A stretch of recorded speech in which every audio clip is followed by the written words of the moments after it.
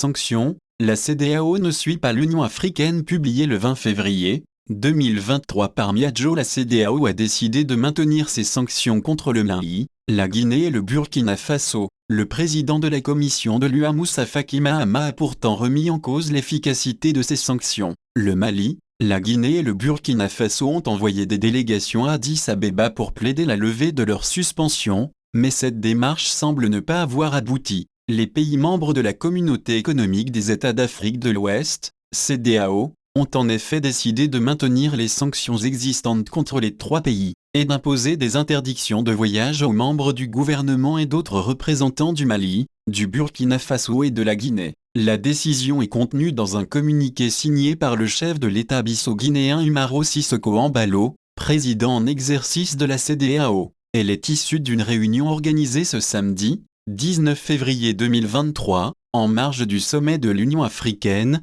UA, à Addis Abeba. Régime militaire. Le Burkina Faso, le Mali et la Guinée sont dirigés par des militaires qui ont pris le pouvoir à l'issue de coups d'État. Ces trois pays d'Afrique de l'Ouest avaient été suspendus par la CEDEAO après les prises de pouvoir successives par des militaires en 2020, 2021 et 2022. Le Mali et la Guinée avaient en outre été soumis à d'autres sanctions, en partie levées depuis. Demande conjointe de levée des sanctions. Les trois pays avaient demandé le 10 février la levée de leur suspension de la CEDEAO, mais également de l'UA, déplorant les sanctions imposées. Théoriquement, le retour à l'ordre constitutionnel dans ces pays est prévu en 2024 au Mali et au Burkina Faso, en 2025 en Guinée. Dans le communiqué, les pays membres de la CEDEAO ont par ailleurs demandé aux autorités guinéennes de mettre en place un dialogue national inclusif avec tous les acteurs politiques. Mais la CEDEAO dit également avoir pris note des défis humanitaires et sécuritaires graves auxquels font face les trois pays,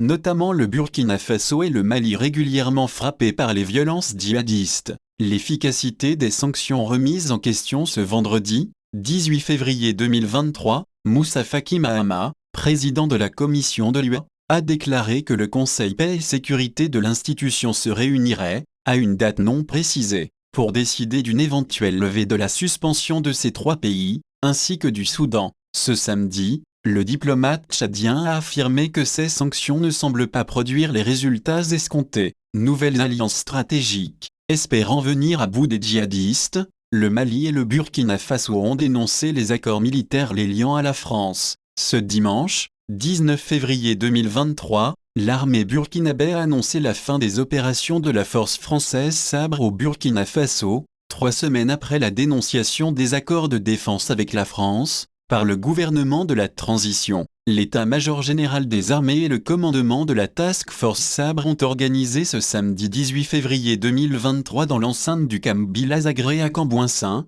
en périphérie de Ouagadougou, une cérémonie solennelle de descente de drapeau marquant la fin officielle des opérations de la Task Force à partir du sol burkinabé, a annoncé l'état-major burkinabé dans un communiqué. Selon le texte, cette cérémonie a été présidée par le chef de l'armée de terre burkinabé, le colonel Adornéré et le lieutenant-colonel français Louis Le Cacheur, représentant le commandant de la force Sabre, un contingent de 400 forces spéciales.